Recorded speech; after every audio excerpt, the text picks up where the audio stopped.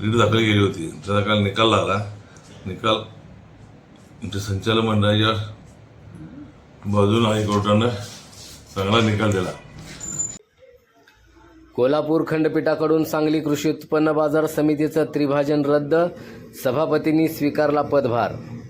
विद्यमान संचालक मंडळाला विचारात न घेता आणि विश्वासात न घेता शासनानं त्रिभाजनाचा आदेश काढून डायरेक्ट प्रशासकाची नेमणूक केली.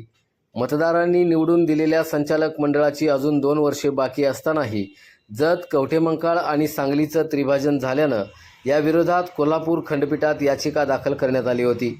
त्यामध्ये न्यायालयानं योग्य तो निर्णय देऊन कृषी उत्पन्न बाजार समितीचं त्रिभाजन रद्द केलंय.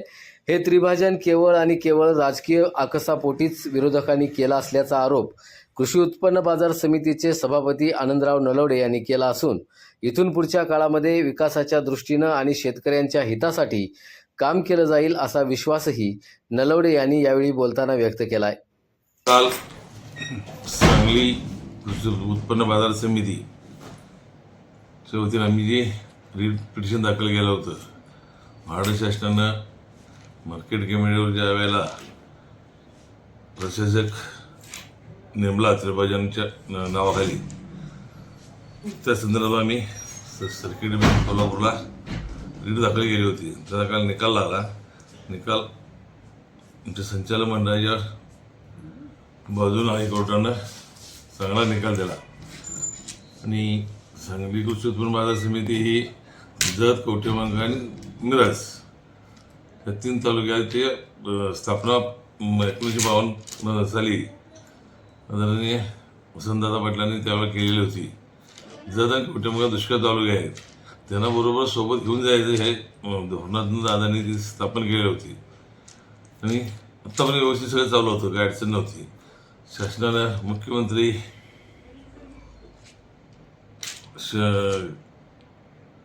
मुख्यमंत्र्यांच्या नावानं एक स्कीम चालू केली. तर ते प्रत्येक तालुक्यात मार्केट कमिटी करायची या धोरणानं केलं. करण्याला आमचा विरोध नव्हता. आम्हाला संचालक मंडळाला निवडून दिलं. त्यामध्ये सदस्य, सोसायटी सदस्य, ते सदस्य जे निवडून आम्हाला दिलं ते आमचा कालखंड पूर्ण व्हावा त्यामुळे आम्ही हायकोर्टात गेलो. आणि त्यानंतर तुम्हाला 3 तालुके केल्याचं अडचण आम्हाला काही सुद्धा नाही. परंतु आम्हाला जो ज्यांनी निवडून दिले आहे त्यांचा तो कालावधी पूर्ण व्हावा ही आमची अपेक्षा होती. त्या धोरणात आम्ही हायकोर्टात गेलो. काल निकाल आला. 44 प्रमाणे प्रक्रिया केली ती चुकीची आहे.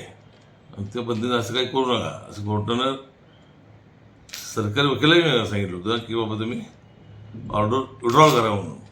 सरकारी वकील ऑर्डर काही विड्रॉल करायची मानसिकता नव्हती.